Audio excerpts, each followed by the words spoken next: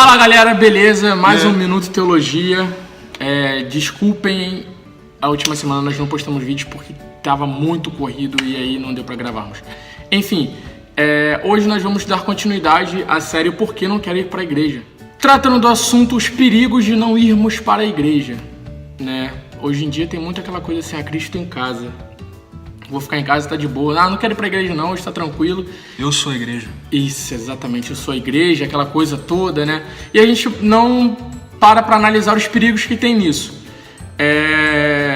Queria ler um texto em 1 Coríntios 12, a partir do verso 12, que diz assim, ó. Ora, assim como o corpo é uma unidade, embora tenha muitos membros, e todos os membros, mesmo sendo muitos, formam um só corpo, assim também com respeito a Cristo.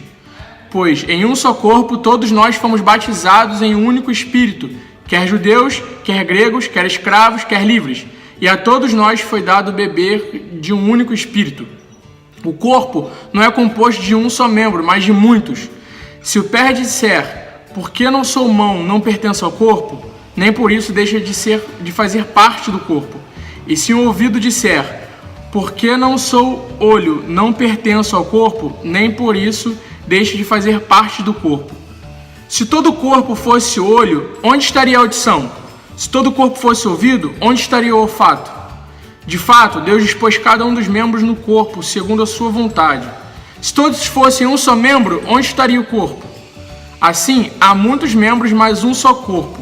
O olho não pode dizer à mão, não preciso de você, nem a cabeça pode dizer aos pés, não preciso de você. Pelo contrário, os membros do corpo que parecem mais fracos são indispensáveis, e os membros que pensamos serem menos honrosos tratamos com especial honra, e os membros que em nós são indecorosos são tratados com decoro especial. Bom, daqui a pouco a gente dá continuidade ao texto. Enfim, a importância de irmos para a igreja, os perigos de não irmos para a igreja a Bíblia fala que a igreja é o corpo de Cristo.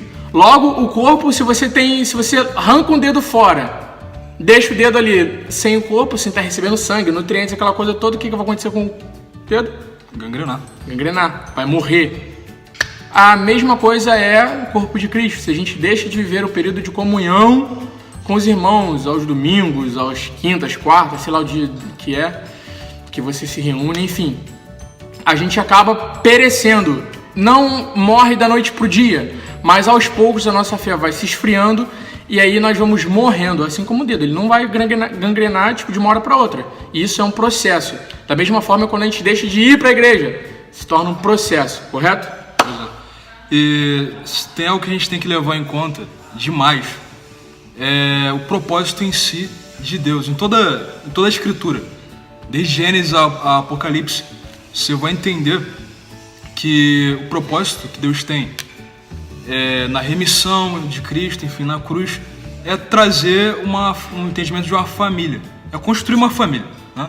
Se falando bem claramente, desde o início, desde a criação, Deus tinha um intuito de que através de seres humanos fosse estabelecida uma família, da qual Ele é o Pai, né? Ele é o nosso Abba. E isso é consumado, melhor dizendo, isso é iniciado em Cristo na cruz e vai ser consumado plenamente na eternidade. Então, é como está escrito em Romanos 8:29, que ele fala que Jesus é primogênito entre muitos irmãos. E ele era o unigênito, né? Anteriormente, na Escritura, sempre que fala sobre Jesus sendo filho de Deus, relata ele como unigênito. Mas a partir desse momento em que ele foi morto e ressuscitou, ele passa de unigênito para primogênito de muitos irmãos. Quem são os irmãos? Nós.